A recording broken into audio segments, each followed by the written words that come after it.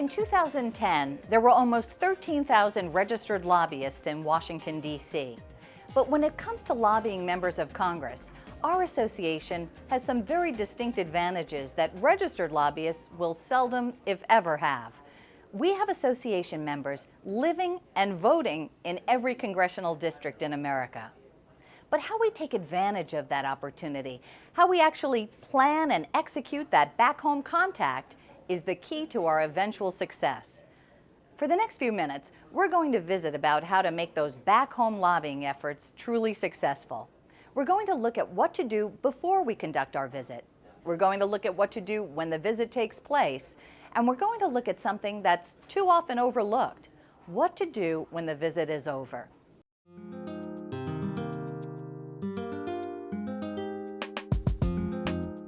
You start by making a formal appointment with the member's scheduler. Many members of Congress have more than one office in their district. Ask which office the member is most likely to be in on the day you'd like to visit. But if the member can't be present, don't despair. Meeting with a legislative aide or a subject expert from the member's office can be just as effective as meeting the member. Let the member's office know what you want to talk about, how much time you'll need, and how many folks will be with you, and who they are. And let the member know what job you do in the school district, and that you are representing the association. After setting the meeting, it's time to get your team together. First, you need to define your goals, and you'll find information right on this website to help you do just that. Then, divide the work, deciding who's going to speak to specific issues, who's going to be a recorder, and you do need an official recorder, and getting your facts and materials together. And finally, get there early. It's much better to rest in the lobby than be late for the meeting.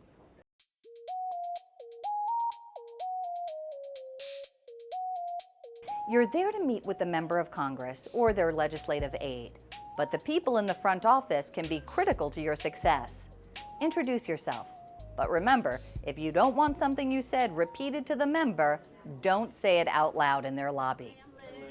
When you meet with the member or their aide, make sure everybody gets introduced. Let the member know what each member of the team does for a living, where in the district they live, and their role on the lobbying team. And this is one time when name badges are a positive fashion statement. Almost every member of Congress wants to hear what their constituents have to say, but many of them would rather not be pinned down to a specific position. And that's why some will try and get you sidetracked on issues you didn't plan to talk about. Members of your own team can also get you sidetracked with personal issues or concerns that may not have anything to do with the visit. The trick is to stay focused, and to stay focused. Tell your story and make that story real. If you're there to talk about No Child Left Behind, make your story personal.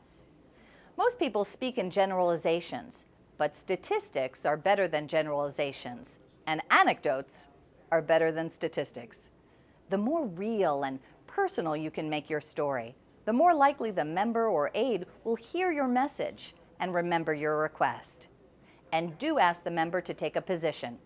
If they say they support your idea, thank them, and ask what you can do to help them persuade other members of Congress to come to the same position. If they won't commit, ask what additional information you can provide that might help them come to a decision, or whom from the association they might want to have a follow-up visit with on this issue. And if they absolutely say no, ask if they would be willing to learn more and what questions or concerns they might want you to address with follow-up materials. And if the answer is, "There's no way I'm changing my opinion," be sure and thank them for their frankness, but also let them know that you hope there will be other issues where you'll be able to reach agreement in the future. And finally, respect the schedule. If it's a 30-minute appointment, be sure and stay within that time frame. And make sure that the time frame includes time for the member or his staff to ask questions.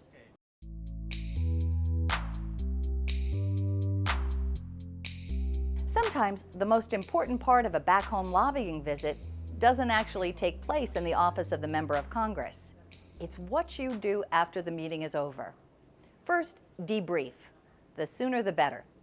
Make sure you've set time aside in your schedule to come to consensus about what you all heard, especially about follow-up issues that need to be addressed, like providing additional information. This is where that recorder plays such a critical role on your lobbying team. And don't forget to write thank you notes, and not only to the member. If you meet with a staff person, be sure and write them a thank you note too. And yes, you heard me correctly. Hand write your thank you notes on a real thank you note and put it in snail mail. No emails, no phone calls, no typewritten notes. You're trying to build a personal relationship with a member of Congress and his staff. Nothing does that better than an actual written thank you note.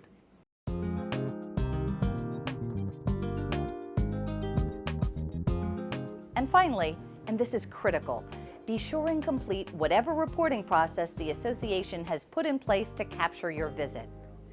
When NEA asks members to conduct back-home lobbying visits, we ask that members fill out a form to let us know how things went, just like the reporting form you'll find on this website.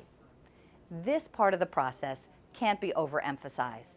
When you share your information, your staff lobbyists in Washington can build on your back-home success and increase the chances for your continued success when you visit your member of Congress in the future.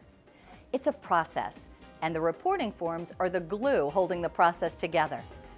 Our association has huge advantages when it comes to reaching out to members of Congress. But those advantages won't mean very much if we don't take advantage of them in the right way. Hopefully, the few simple recommendations we've made here will help you be a complete success in your back-home lobbying efforts.